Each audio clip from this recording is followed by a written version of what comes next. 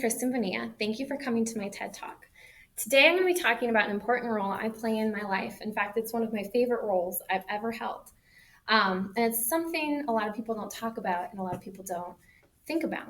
But I am a stepmom. Not this kind of stepmom.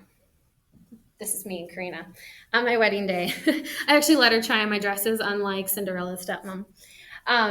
But being a stepmother has taught me how to be patient, how to be humble and let someone else take the credit sometimes for my work when it's for the good of the group. And also, it has taught me how to make another person a better version of themselves, a more courageous, happy, and fun version of themselves. And I've got a quick story to prove this to you. So when Karina was 5, I met her when she was 4. When she was 5, we took her to the North Side swimming pool in Fort Wayne. And she had been there a few times with her mom. She wasn't super comfortable with it, but we were working on it. And after playing over here, we took her down to the deep end in a life jacket.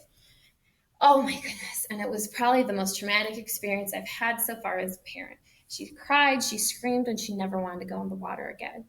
I tried my best to be encouraging, but we got out of the water and we even tried to come back here. She was scarred. She didn't want to do it. And I felt so bad. I felt like it was our fault. So the next summer, I took her to my friend's pool. It was more private, so it was just the two of us. And we started just by trying to get her onto the deck. Can you imagine a 6-year-old not wanting to go onto the deck of a swimming pool? Oh, it made me sad. So step by step, little by little, she got into the pool and she would cling on to me.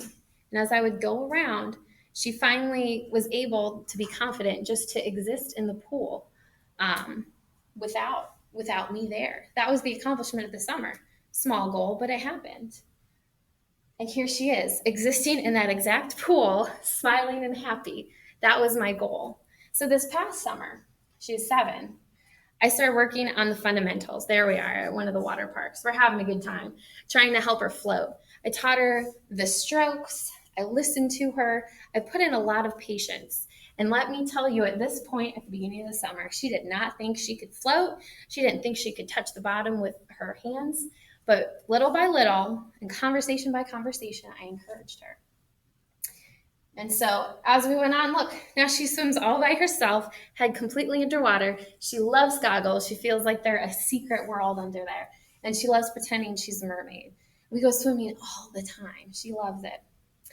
And I love it too.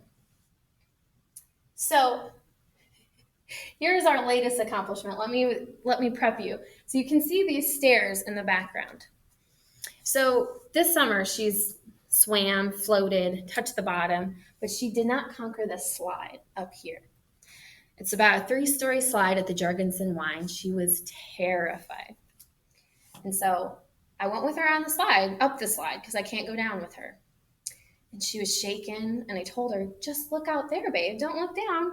It's going to be fine. You're going to be fine, and you're going to have a great time. I promise. I promise. And I asked her how she was feeling. She told me. She also told me she was excited. She was afraid and excited, so I capitalized on that. And when she went down that slide, I heard some screaming. But I had Karina. Every time I went to the pool, it was like a tease. It's about 3 stories high, and it goes down really fast and whooshes you out, and you have to go by yourself. And so Karina said she wanted to do it, and I said, that's great. But I actually had planted the idea a few months ago, and I said, that slide looks so fun. So I went up the steps with her, and she was shaking. And I said, what are you thinking about? She goes, well, it's just so far down. And I listened to that, and I said, you know what, Karina? It's okay. It's okay. We're going to get to the top, and why don't you look way out? So you don't look right down, look way out at all we can see, because not a lot of people can see that. Finally, we get to the top, and I encourage her and tell her it's going to be so fun. Just go down. I'll be right there. And she goes down, and this wail of happiness comes out. She is so excited. I think you can see some of her excitement right here. She can't even stand still. She's just so excited. She loved it. She was so accomplished. And she just couldn't stop saying, I did it, I did it, I did it. And you know what? In my mind, it wasn't she did it, we did it. I helped her do it. But you know what? That's okay. She did do it, and it's amazing. I'm so glad. There's nothing that makes me prouder than her realizing that she could do it. Now, we have one more little piece. So after this, we're in the pool, and she's talking to someone else, and someone said, "Wow, how'd you become such a good swimmer? Who taught you?" And I'm listening. I'm thinking, yes, time for stepmom to shine. She's gonna say, "My stepmom taught me." No, not quite. She said, "My mom taught me." It's like a dagger through me. I spent 2 summers teaching her how to swim, countless hours, taking time out of our days to do this. And she doesn't even recognize that I was the one that taught her. And at the time, that was not the time to say anything to her. But later on, after we got out the pool, I said, "Karina, I didn't know you go to the pool with your mom." And she goes, "Oh," she knew exactly what I was talking about. She goes, "Oh, I didn't. Um, I really meant you, but I didn't think that they knew that you were my stepmom, so I just said that."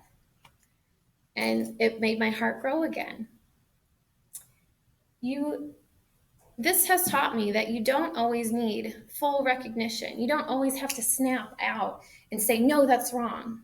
You can take some time, take the emotion out of it, and usually you get a better result, especially with young children and even our peers, let's be honest.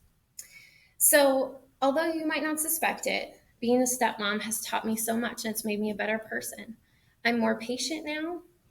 I'm better at helping other people grow and become a better version of themselves. But also, I know when to hold my tongue and when to let things go. Thank you for coming.